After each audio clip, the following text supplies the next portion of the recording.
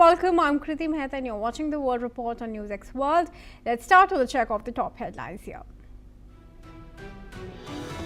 US President Donald Trump says that Washington could oversee Venezuela and control its oil revenue for years. Trump also appears to soften rhetoric on Colombia, inviting its leftist president to Washington and backing away from threats of military action.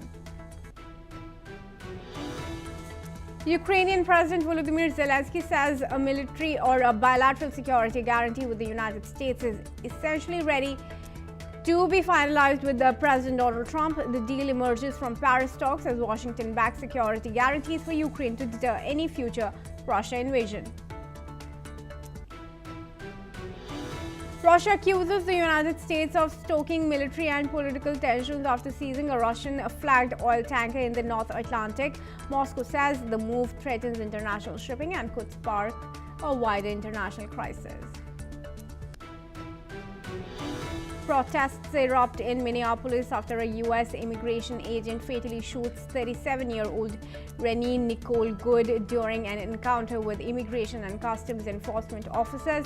Homeland Security Secretary Kristi Noem says Good tried to use her vehicle as a weapon, while video footage leaves key details of the incident disputed. Israel says Lebanon's steps to disarm Hezbollah are encouraging but far from sufficient. After the Lebanese army completes a first phase, the office of Prime Minister Benjamin Netanyahu says the ceasefire requires full disarmament and accuses Hezbollah of rearming with Iranian support. The Israeli military says it strikes a rocket launch site near Gaza City after detecting a failed launch that did not enter Israel. Israel accused Hamas of ceasefire violations and said it will not move to the next truce phase until the final Israeli hostage remains are returned.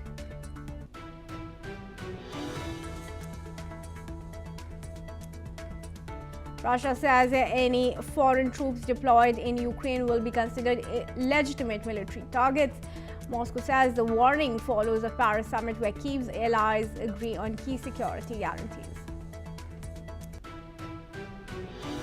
Russian strikes overnight leave more than 1 million people without water or heating in Ukraine's Dnipropetrovsk region. According to officials, Restoration Minister Oleksiy Kuleba says repairs are underway to restore heat and water supplies. All right, let's start the top focus on this edition of the World Report. U.S. President Donald Trump has said that the U.S. could oversee Venezuela and control its oil revenues for an extended period. Trump has described plans to rebuild Venezuela's economy through oil production, saying the country would receive much-needed funds while the U.S. manages its resources. Trump also spoke with Colombia's President Gustavo Petro in what appeared to ease earlier threats of U.S. military action against the country. The president is scheduled to meet with top U.S. oil companies to discuss increasing Venezuela's oil production and restoring its energy sector. Trump's actions in Venezuela have raised concerns among some U.S. lawmakers, with the Senate considering measures to limit further military involvement without congressional approval. Joining me now in this discussion is Andrew Latham, who's an international affairs expert, and he joins us from Minneapolis. Andrew, thanks very much for joining us in this discussion. What's your foresight of how long this U.S. control of Venezuela is going to be, and when's the earliest possible that elections could be held in Venezuela? Well, first of all, it needs to be said that Donald Trump misspeaks when he uses words like oversight and control. The United States does not control Venezuelan territory, the bureaucracy, the security forces, the courts, the state oil company. It controls none of it. And it doesn't even exercise oversight in the way that the U.S. Congress exercises oversight over the executive branch, for example, making sure that they're doing their job and punishing them if they don't. There is no control. Therefore, there is no oversight, unless oversight simply means keeping an eye on somebody or something. All that the U.S. has is leverage in terms of sanctions. And that's likely to persist as long as the government in Venezuela is not doing pretty much exactly what Donald Trump wants it to do in terms of access to the oil market, in terms of expelling Russian and Chinese advisors and things like that. and probably until there's an election, which under Venezuelan law has to happen sooner rather than later, now that President Maduro is quote unquote incapacitated. I don't imagine that this oversight, first of all, it doesn't exist as oversight, but American leverage and pressure will continue unless and until the sitting president of Venezuela begins to do the things that he wants them to do. Andrew, and how is this oversight, as he says, and we contest, of Trump going to really be? How does he plan to work with the interim leadership in Venezuela? Will they be cooperating? What's Trump's plan B if that doesn't happen? Yeah, I think you've characterized it accurately there. I think that Trump does want to work with Rodriguez, which is why he has been disrespecting the Nobel Prize winning Maria Machado. He doesn't want her on the scene because he's currying favor with President Delcy Rodriguez. Now, her ability to deliver what he wants is going to be circumscribed or limited by the other factions within that Chavista party, the dominant socialist party within Venezuela. There are those, like the Minister of Justice, Cabello, who are diehards, who really don't want to give an inch to the United States. And then there are others who are willing to make some compromises with respect to the oil industry and with respect to China and Iran and Russia and their influence in the country. So it depends to a large extent how deft and how well she can navigate those cross currents. If she can remain in power, marginalize the anti-U.S. Chavista faction, deliver much of what Donald Trump wants, then he'll continue to work with her. If she's removed from office or she proves to be ineffective, then we can see U.S. pressure being dialed up even more. All right, sure. Andrew, thanks for your comments and assessment, but do continue to stay on with me as we move ahead. Because let's also tell you that Spanish Prime Minister Pedro Sánchez has warned of an increasingly hostile, disorderly and multipolar global political climate, saying long-standing rules of international coexistence are rapidly losing relevance. Speaking at a press conference with Spanish Ambassador, Sánchez reaffirmed Spain's support for the territorial integrity of European allies Denmark and Ukraine. Madrid is prepared to contribute militarily to stabilizing Ukraine once a ceasefire is reached. The Prime Minister further reiterated Spain's support for Venezuela's democratic transition, stressing that the country's leadership must be determined by its people and not by foreign interests. Antes hacía mención a Venezuela, por eso hemos condenado con contundencia la reciente intervención militar en ese país con el que tantos lazos nos unen. No caben tibiezas ni medias tintas, al igual que no nos cupieron esas tibiezas ni esas medias tintas cuando tuvimos que rechazar la supuesta legitimidad de la victoria, que por supuesto no fue tal, de Maduro en las últimas elecciones presidenciales en Venezuela. El futuro de Venezuela, quien tiene que decidirlo son los venezolanos y las venezolanas. Y eso es lo que defenderá España cuando efectivamente esta transición se ponga en marcha. Que nadie lo dude, vamos a ayudar positivamente a la transición a la democracia en Venezuela. Lo vamos a hacer de forma activa. Lo haremos también desde el valor que nos otorga la experiencia histórica de nuestro país para que el futuro de Venezuela sea el que decidan los venezolanos.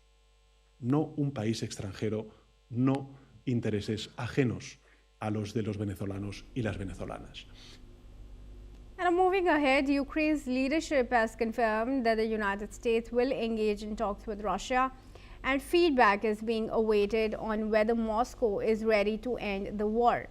Russia has warned that any foreign troops deployed to Ukraine by Western nations would be considered legitimate combat targets.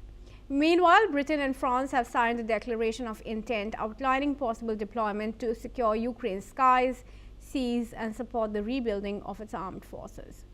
Moscow has described such plans as dangerous militaristic declarations threatening security not only for Russia but also for other European countries.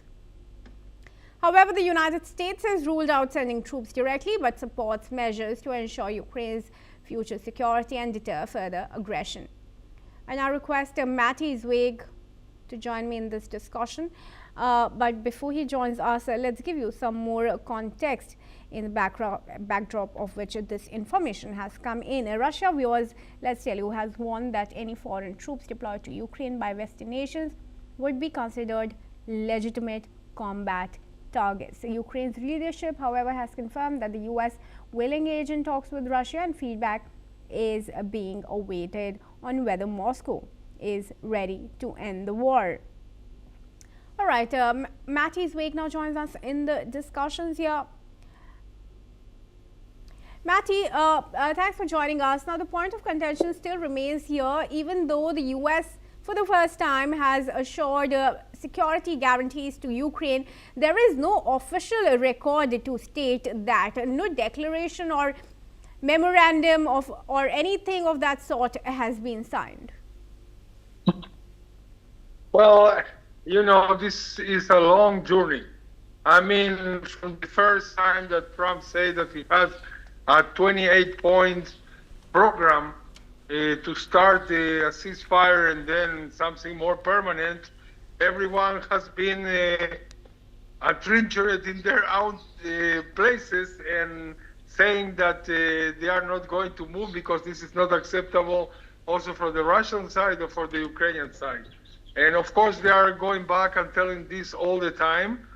And of course they are publicly saying things that they are not saying in the negotiations.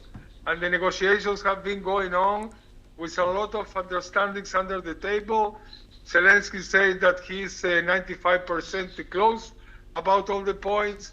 Russians don't say anything as usual. And I think things are going to be finished only if both sides are going to understand that that is, and they have to say yes to a serious sitting on the last point and closing all the open things that they still have, which is basically that all the east of Ukraine is going to stay as a territory, maybe not Russian, but in Russian hands, with the Ukrainians asking for a future referendum and the Russians saying that they won and it's going to be part of their country. But anyway, this is the base for everything. We're talking about Crimea as a fact, and the Donbass and all the east as also a fact that is going to be part of a future referendum maybe, but with things in calm, things will be different. Trump also knows this. All the things that you are listening publicly in the air is a part of the disinformation or the information that the leaders want people to listen. All right, sure. Matty, but do you see the security guarantees assured to Zelensky actually reaching him from the US? Well, this is something very, I think, flexible, because when they say security guarantees, what do they say? They are not talking about a cooperation that if they are going to, Russia is going to renew the fightings, then the American soldiers are going to fight back with Ukraine. This is not going to happen. The same with the Europeans. So they are going to be kind of additional detente for both parts, as the nuclear warheads are a thing that is stopping both sides for going further in something that is much worse. So if they are going to be on the ground and they are going to say that they defend, so maybe the other side is going to think that they have to take this care about this, but it's not really happening until it's happening. Okay, and what's in it for Russia? How do you think it's going to respond to all these developments taking place, especially in the backdrop of Trump's military aggression in Venezuela? Well, this is a lot of things, a lot of notes that you have to take it together, because Russia and Venezuela, they were part of the penetration of non-Western countries in that dictatorial country that was being ruled by, lunatics for the last 25 years. and also they permitted countries like Russia, Iran, North Korea, etc., to be part of their government and taking them with all kind of cooperation accords in mutual benefit of the dictature and those countries. Now, in Syria, Russia is going to retreat from all their cooperation with Venezuela, even that some things are going to continue with some agreements under the table, but this time with Trump and not with Venezuela itself. All right, Matty, thanks for your comments and assessment there, but do continue to stay on with me as we proceed. Viewers, let's also tell you that an eyewitness account has intensified scrutiny of the fatal ICE shooting in Minneapolis that killed 37-year-old Renee Nicole Good during a federal operation on January 7. A neighbor who witnessed the incident said ICE agents surrounded Good's car and opened fire as she attempted to move away, contradicting federal claims that the officer acted in self-defense. Federal officials, including the Department of Homeland Security and President Donald Trump, have defended the agent, describing the incident as justified and labeling the woman's actions as a threat. Local leaders and witnesses dispute that account, saying video evidence does not show officers being struck and raising concerns about delayed medical aid. Meanwhile, protests are taking place in the city of Minneapolis against the shooting. According to reports, law enforcement and the demonstrators have clashed a number of times. The shooting comes amid a record ICE-related deaths nationwide. In 2025, 32 people died in ICE custody, the highest annual toll in more than 2 decades. Advocacy groups say the vast majority of those deaths involved people of color, driven by medical neglect, prolonged detention, and increasingly aggressive enforcement tactics. While the Minneapolis case has drawn national attention, rights groups stress that similar deaths involving black and brown immigrants often go unnoticed, highlighting long-standing racial disparities in immigration enforcement. All right, I request now Andrew Latham to join me in this discussion here. Andrew, what we are seeing is, I wouldn't even say unprecedented, because the ICE raids have drawn severe criticism in the past as well. But this is really the tip of the iceberg, where a demonstrator has been struck down and killed. How do you think this is? How do you think it can? That Trump will be able to strike a balance between curbing the menace of illegal immigrants, while also assuring free access for all who are legally there? Well, it's not that tricky a balance to strike, actually, pardon me. If I'm an immigrant to this country, lawfully filled out the paperwork and that became an American citizen. This is not directed at people like me. It's directed at people who are here without papers, unlawfully. And it's part of Trump's grand strategy, as it were, in terms of domestic politics. He wants to close the border down by making this place really inhospitable to anybody who crosses the border unlawfully. And in that respect, he's done a good job, quote unquote. I'm not endorsing it. I'm simply saying that the number of cross-border unauthorized migrations is way, way down.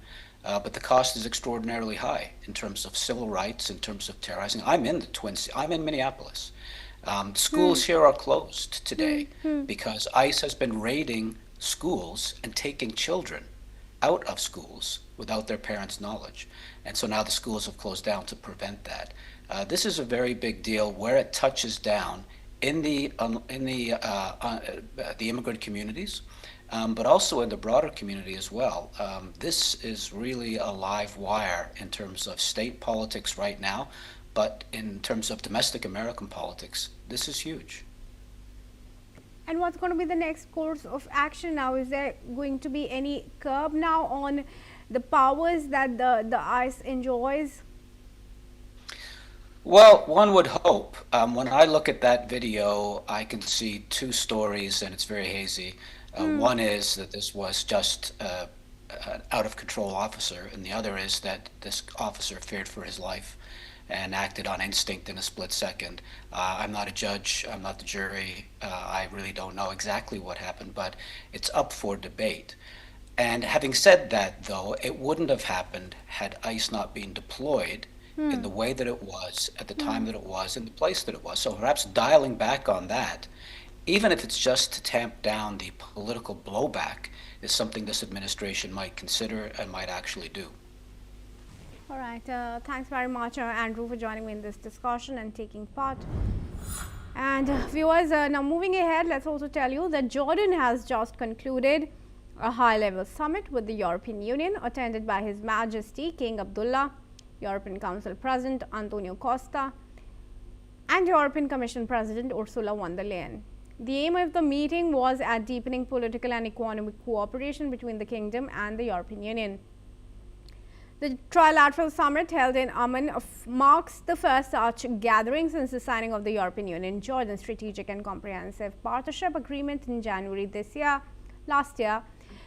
Jordan's Deputy Prime Minister and Minister of Foreign Affairs and Expatriates Ayman Safadi has described the summit as successful, highlighting the depth of Jordanian-European relations and the shared commitment to develop them across multiple fields. As per reports, during the summit, it has been decided that Jordan will host a European Investment Conference in April, aimed at boosting economic partnerships and opportunities. The summit reportedly highlighted key regional issues, including a unified Jordan-European Union stance on the Gaza Strip and reaffirmation of the two-state solution as the sole path to lasting peace.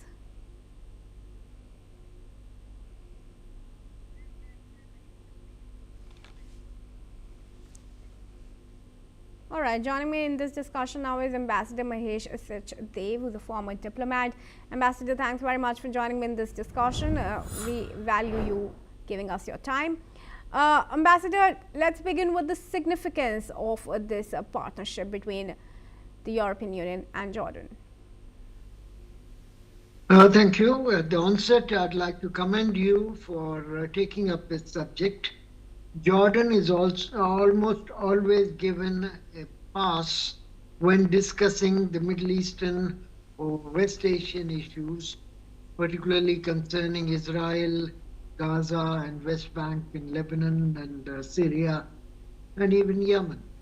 But Jordan remains an important cog in the works, and perhaps one of the few stable countries in the region that have not been affected by the chaos and bloodletting all around them. If you are in Jordan, you see West Bank and Israel to your west, and you see Syria, where the government has changed over the past 2 years and fighting is still going on. Unsettled Iraq, trying to get control over militias and get its economy right. Further to the east is Iran, which has had a fairly bitter battle with Israel and United States last year. South is Saudi Arabia, and so on. So all that neighborhood is active, to put it euphemistically, and the Jordanians have felt the heat. Now the European Union,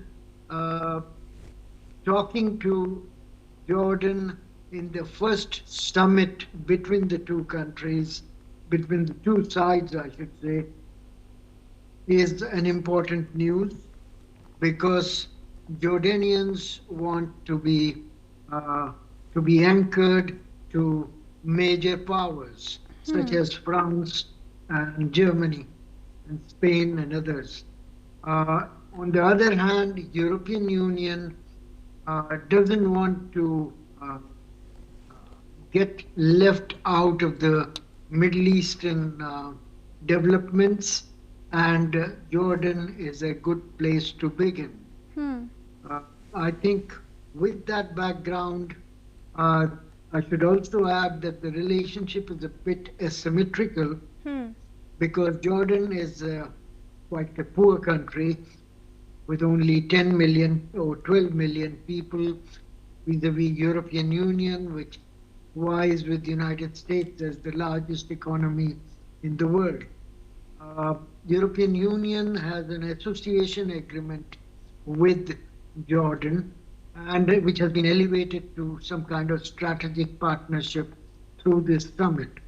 Now, that also invokes assistance in terms of billions of euros from European Union to Jordan, which is valuable as Jordan has to sustain itself, keep its population happy. I should add that 80% of the population of Jordan comprises of Palestinians, and rest of them, 20%, are Bedouins. So there is a bit of a mix there. The Palestinian people in Jordan are deeply worried about the fate of their brethren in Gaza and West Bank. And overall, Jordanians worry that Israeli and United States prescription to expel Palestinians to Jordan and Egypt or elsewhere and create Gaza as a Rivera, etc., could affect them very adversely.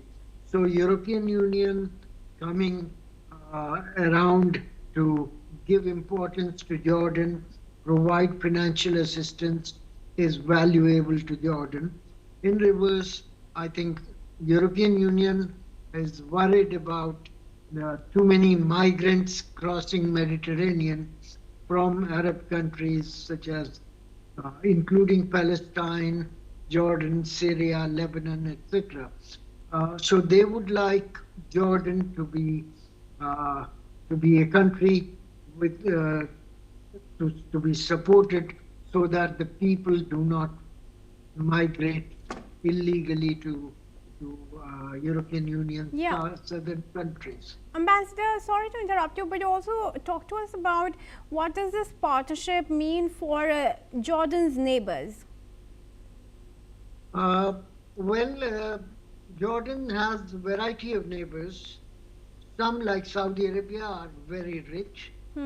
Some, like Iraq, are rich but have other problems of settling down after 2 decades of US-Iran conflict on their territory. Syria has a different set of problems. Its new government is trying to get United States and European Union to help it out. So what Jordan signing deals and getting assistance from European Union could be a role model for Syria and Lebanon, for example, trying to do the same thing and getting European Union to be a potential donor to them. Also getting people to come back from European Union to Lebanon and Syria, those who have migrated there during troubled times, and settle them in their own homes, in their respective countries, is another possibility that has arisen out of this summit. In any case, I think that they would also take to heart that European Union is a status quo power. It does not sort of believe in disrupting the area, which sometimes President Trump can be seen to be doing.